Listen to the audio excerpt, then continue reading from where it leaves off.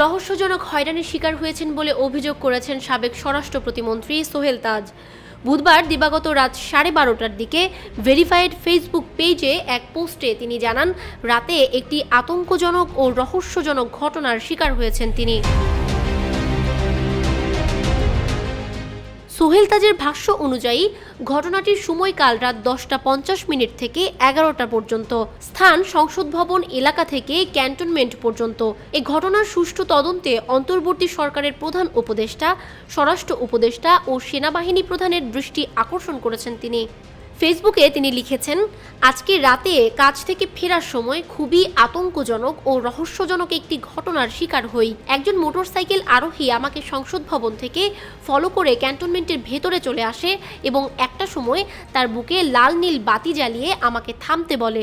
আমি থামার পর তার পরিচয় জানতে চাই এবং আমাকে কেন থামতে বলা হলো তা তাকে জিজ্ঞেস করি। প্রত্যুত্তরে তিনি আমাকে বলেন তাদের লোক আসছে, আমাকে তাদের জন্য অপেক্ষা করতে হবে। বাংলাদেশের প্রথম প্রধানমন্ত্রী তাজউদ্দিন আহমেদের ছেলে লিখেছেন, আমি আবারও তার পরিচয় জানতে চাইলাম। তাকে জিজ্ঞেস করলাম তিনি আমাকে চিনতে পেরেছেন কিনা।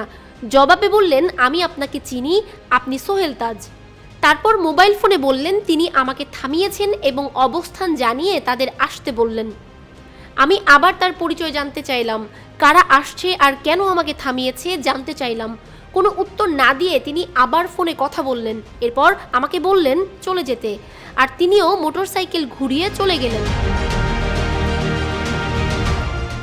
গাজীপুর 4 আসনের আওয়ামী লীগের এই সাবেক সংসদ সদস্য আরও লিখেছেন, তার কথা বলার ধরন ও আচরণে আমি একেবারে কনফিডেন্ট যে তিনি কোনো গোয়েন্দা সংস্থার লোক।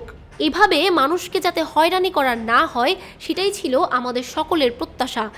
এখন দেখা যাচ্ছে একই কায়দায় সব চলছে, ছি ছি। শেষে তিনি বলেন, এই ঘটনার তদন্ত করা প্রয়োজন। ক্যান্টনমেন্টের জাহাঙ্গীর গেটের প্রবেশপথের হাই রেজুলেশন ক্লোজড সার্কিট ক্যামেরার ফুটেজ দেখলেই ধরা পড়বে কে এই মোটরসাইকেল আরোহী। সময় রাত 10:50 থেকে 11টা। আমার গাড়ি এই সময়ের মধ্যে প্রবেশ করে এবং পেছনেই এই মোটরসাইকেল আরোহী ছিল।